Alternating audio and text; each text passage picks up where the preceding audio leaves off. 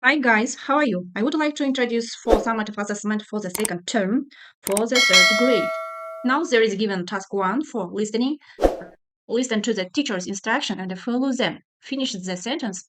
I am at the яғни осы жерге біз қай жерге келіп тоқтаймыз мына инструкция бойынша сол жерде біз атын жазуымыз қажет. Сол нысанның атын жазуымыз қажет. Okay, now teacher's яғни мұғалімнің нұсқаулығы берілген. Look at the map яғни картаға қараңыздар. Find the flower shop яғни flower shopты табуымыз қажет. Flower shop мінекей қарасаңыздар мұнда көрсетілген flower shop көк түсті көгілдір түспен белгіленіп тұр, яғни таптық, иә.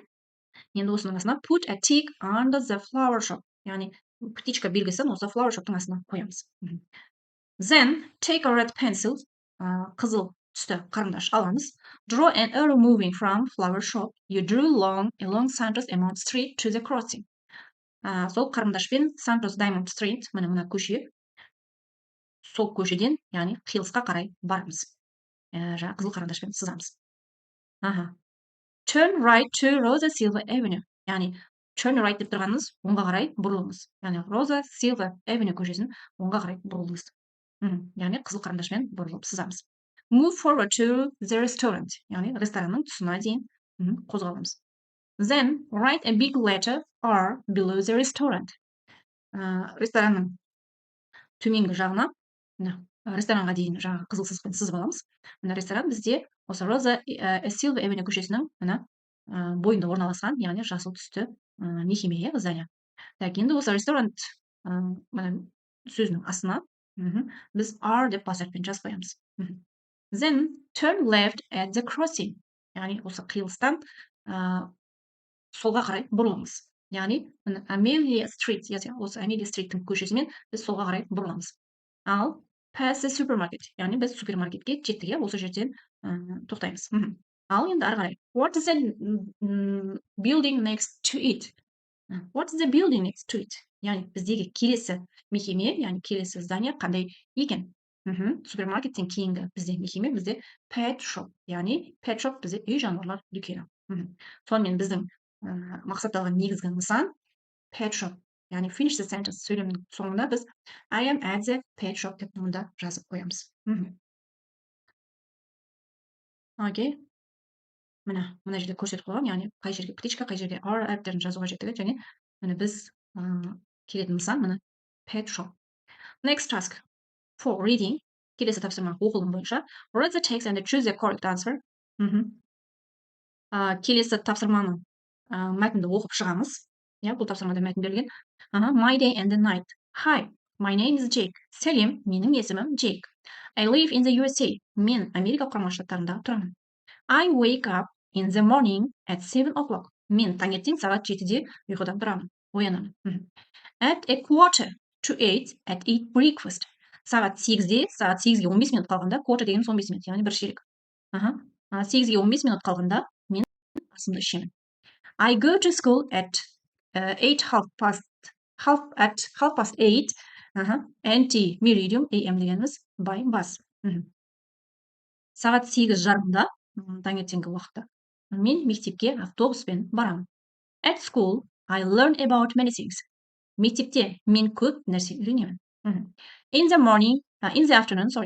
afternoon I do homework. Мектептен келгеннен кейін мен үй тапсырмасын орындаймын.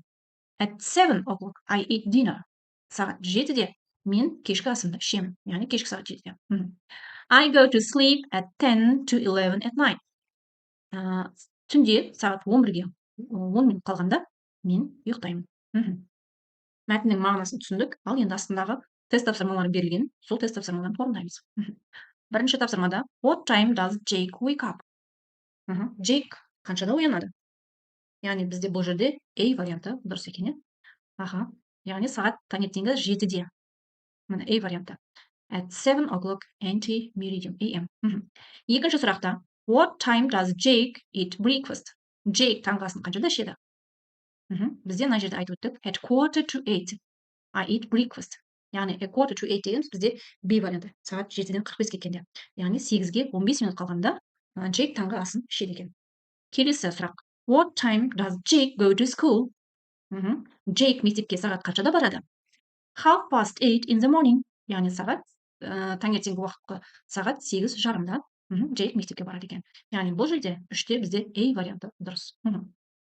Келесі 4-ші тапсырма. What time does Jake go to bed at night? Джейк сағат қаншада ұйықтайды? Джейк бізде 11-ге 10 минут қалғанда ұйықтайды деп айттық, иә? Яғни кешкі сағат бізді көрсетуіміз керек, сондықтан бізде B варианты дұрыс.